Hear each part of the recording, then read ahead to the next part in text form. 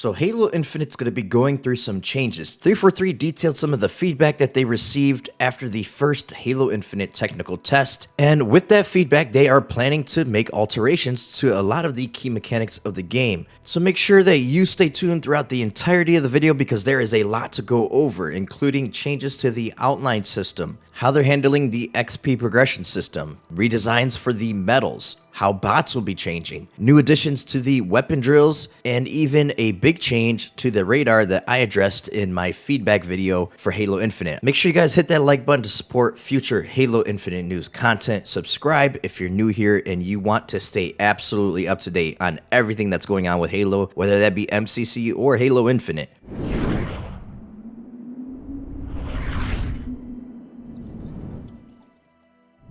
Now, for those of you who are on Xbox and were having problems with the Xbox Insider Hub, they are looking on ways on improving that because a lot of people were left out of the flight for quite a while waiting on the Xbox Insider Hub to update out of the pending status to go on ahead and start the download for the flight. So hopefully that is not an issue for the next flight. But let's start with the friend or foe system in Halo Infinite, or the outline system. Now, one of the main reasons that this system was implemented was for accessibility, those who are colorblind to be able to change it so that they can more easily identify enemy players. It's also just another cool way to customize the user experience in Halo Infinite, but 343 knows it wasn't perfect. They've already made significant changes to the effects of the shields in the game to better communicate the health of an enemy player. You should always know if you're fighting a player who has an overshield, full shields, weakened shields, or completely broken shields, and you'll be able to see those improvements in the next technical test or flight for Halo Infinite that 343 will be doing. Now, as far as turning the outlines off completely, well, 343 said that they're going to explore how realistic that is given the timeline for launch. They're always in favor of providing more options to the players, but it's very likely they won't be able to provide something like that until after launch, which you'll see as a common theme in a few of these topics because obviously some things take just a little bit longer to implement than others. Now, if you guys participated in the flight, you may have noticed an option in the settings that allowed you to have a choice to display the gamer tag or service tag of players, but it wasn't working in the build. It was a bug. The fix for that might not be in the next flight, but they said it will be there for launch. But players' gamer tags should always appear above their head when you are looking at them, and that appears to be the case for both friendly and enemy players. So let's talk about the challenge system and how that was affected in the flight. So there was a bug or a misconfiguration in the challenge offering during the flight, which prevented new challenges from popping up to players after they completed others. Now, obviously this wasn't intended, and it should be fixed before the start of the next Halo Infinite flight. Now, you probably heard about the whole no XP per match conundrum that was going on throughout the community. I gave my 2 cents on it as well. 343 offered some feedback on this. They said that one of the things that wasn't in the tech preview was a daily challenge model that provides challenges along the lines of something like, hey, play this number of games today, and that will repeat throughout the day. So you'll be constantly gaining XP by completing challenges like those. They are replaced after completion and provide a regular XP drop for the battle pass just for playing matches and having fun during your sessions with Halo Infinite. Now, there will be challenges that are more akin to, hey, get this number of kills with this certain weapon, but those are going to fall under the weekly challenges, and 343 said there is a lot more depth to the weekly challenges than what we saw in the tech preview, and they will give more details on that system in the future. Now, as far as the double XP boost timers counting down while outside of a match, 343 said that they will be looking at improving that experience post-launch. They said progression is definitely an area they'll continue to improve and grow over time, and they'll have even more to share on the progression system later this month, so I cannot wait to hear about that. Make sure you guys stay tuned to the channel because I'll be covering it. Now, a quick note on audio. 343 said there is a lot of positive feedback with the audio, especially the music, of course. I think it's absolutely fantastic. However, some players were pointing out that a couple of weapons felt like they were too far from the legacy sounds. For example, the Needler did not sound crystallized or glassy at all, and they're currently in the middle of new iterations for the Plasma Pistol primary fire, along with the Gravity Hammer sound, and getting the Needler sounding a little bit more like the legacy one. They're preparing to deliver their in progress work of those new sounds for the next flight. So make sure you guys keep your ears open for that when we're playing the next Halo Infinite test. As far as a lot of the same audio lines repeating in the game, either from personal AI or even the Spartans, 343 looked at the frequency of personal AI lines as well as Spartan chatter lines, and they've already made adjustments to reduce how often they are repeated. This should be reflected in the next flight for Halo Infinite. They're also interested in adding additional line variants for each AI post-launch to keep their lines from becoming too repetitive or stale. Now, 343 said that players expressed an interest in controlling how often their personal AI spoke and what kind of information they were speaking about. This isn't something they'd be able to do for launch, but they'd like to give players more control over the frequency of the flavor lines as well as an increase or decrease in the informational lines such as weapon pickups. And this would definitely be beneficial, especially if you're a newer player. You could have those kinds of things stay on, but if you're an experienced Halo veteran or been playing a lot of Halo Infinite, you don't need to know every time you grabbed a spanker or a commando or anything like that. You know exactly what that weapon is, so it would be good to see that in the future. 343 also touched on more customization for the personal AI besides just having them being different shapes. So they're thinking about adding things like hats, props, whatever to make the AIs more unique. They also continue to expand the roster of AI over time and have a few in line for launch that the world hasn't seen yet. They also noted that for the next flight, being able to preview the voices of the personal AI should be in there. Next, let's quickly go over some of the bots and weapon drill changes. Starting with the bots, 343 will be toning back the amount of god nades that the lower tier difficulty of bots were able to perform pretty consistently. They'll also be tweaking the gunfire accuracy of the bots, but not too much because they don't want to make them too easy. And they've also added some extra logic to the bots, especially at the start of the match, to make them perform more like a squad of players would instead of just going the same route every single time. They also said that they're looking for ways to make the bots more effective with equipment, and in the flight, a lot of people ran into problems where bots would just get confused in the middle of a firefight, where they just look up at the sky or down at the ground or start spinning and stuff.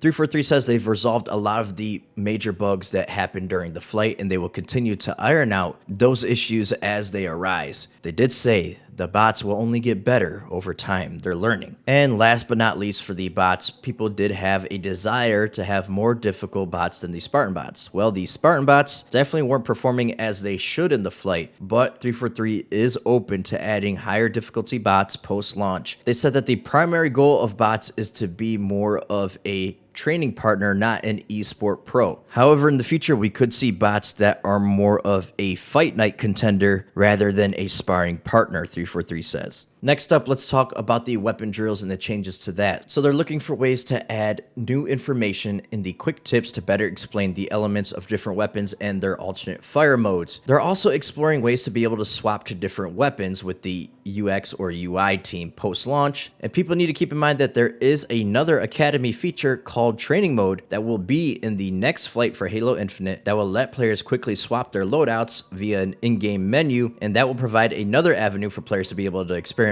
with different weapons and more while fighting bots in the maps. A couple of things that are planned post-launch is untimed weapon drills and drills for equipment and movement. They want to support various types of drills for a lot of the other mechanics in the game, such as grenades, melee weapons, etc. Basically, the whole goal is to be able to have drills to let players test everything in the Halo Infinite sandbox. Now, before we go into the more gameplay changing mechanics for the multiplayer, let's talk about the redesign on the medals, which I think honestly looks a lot better. 343 said on the redesigns of these medals, a lot of the focus was on the size, placement, and overall art style, and that they agreed that there is more work to be done here, and that they will be continuing to iterate on this before the launch of the game. So no guarantees that this will be available in the next flight, but they did give a nice little picture of how the medals used to look versus what they're looking like right now. Quick note on the change to the radar system in the game, one of my main feedback points in my video that I did, and it looks like we'll be getting the old school motion tracker back for Halo Infinite social matches. They did not talk about what they'll be implementing for ranked or competitive settings. For hardcore, of course, no radar, but we'll just have to wait and see how the other modes will be affected by this change. So in other words, crouch walking will be viable again like it was in the old Halos for staying off the radar, and I assume that not moving will also have the same effect.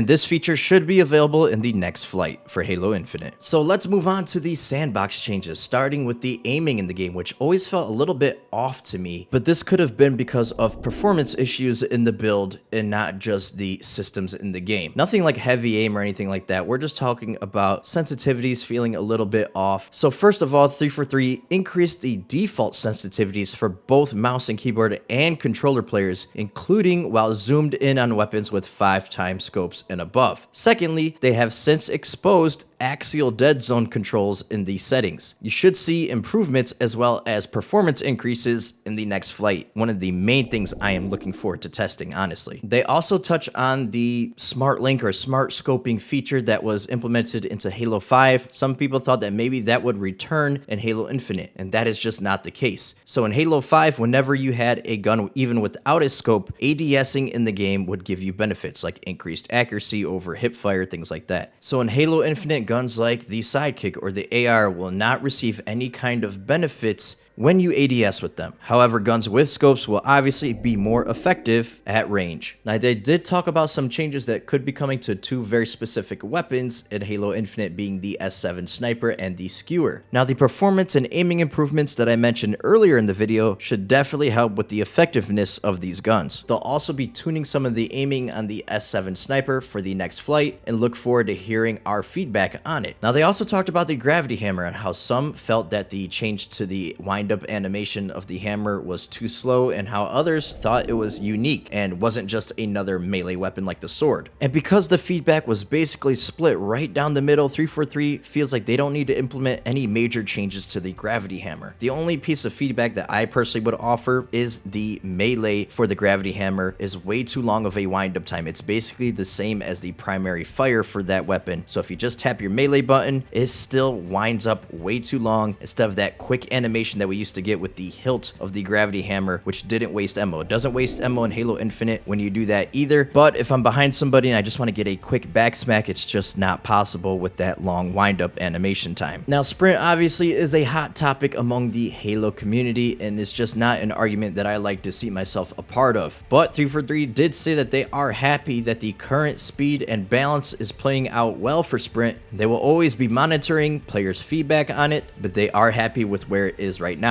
They did say that they saw some players say the movement was really smooth, while others said it felt really clunky. Now, while this feedback could be because of the movement itself, they said it also might be a result of warping during online matches. They're constantly improving their network model to reduce warping, and they'll continue to monitor the feedback on movement as that continues. And in the first flight, there was a setting for screen shake, and even when you set it to 0, it didn't change anything. 343 says don't worry about that. It was a bug, of course, and that should be fixed in the next flight. Now, 343 said they received a lot of feedback about equipment and that the feedback was mostly positive for the grapple shot. I agree, it is one of the funnest things to ever get introduced into Halo, and the amount of plays you can make with that thing is insane. But they did say they received a lot of feedback on the drop wall and that it didn't feel effective enough. But 343 did say that the intention of the drop wall is to be used proactively when preparing for engagements and not reactively once a fight has already broken out. They didn't want to make it too durable, causing players to always win when they use a drop wall in a fight. It's meant to just cause a slight wrinkle in the engagement, not manufacture a full stop in the combat loop, which I'm really glad to hear, because unlike some other equipment in Halo's past, looking at you, Bubble Shield, I think that is a fair balance. With that being said though, they did reduce the drop wall's deployment time, so they're taking a closer look at the durability for now, but they want to assess how the faster deployment time impacts gameplay before they commit to increasing the health of the drop wall's panels just yet. And this is a change that we should see in the next flight for Halo Infinite. Alright, let's talk about the HUD in Halo Infinite, because this was another big topic within the Halo community. 343 did agree that the weapon information in the bottom right of our screens did seem a little small. They'll be exploring improvements to help make sure it's more legible at a glance post-launch.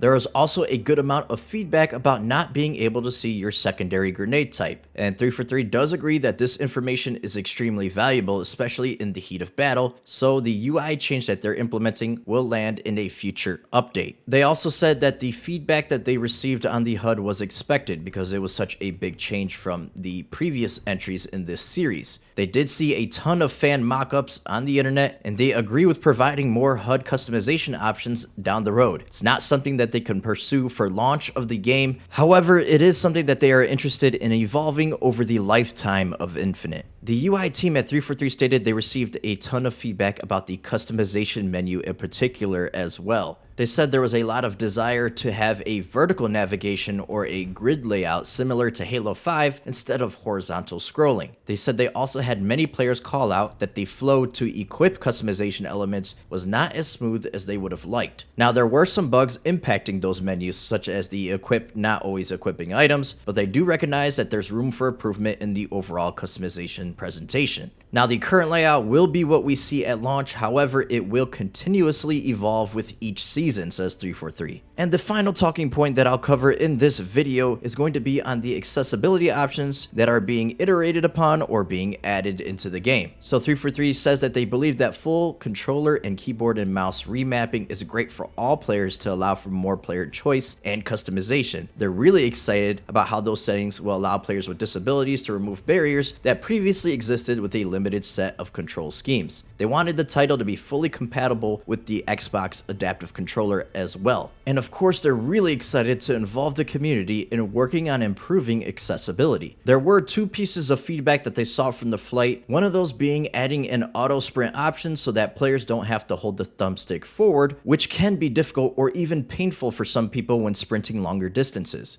The other piece of feedback was to have the colors of the damage system and the mark system be customizable, similar to the outline system mentioned earlier in the video. 343 says that they agree and they love these suggestions, and although they won't be able to get them in for the launch of the game, they are already tracking them for future accessibility additions post-launch.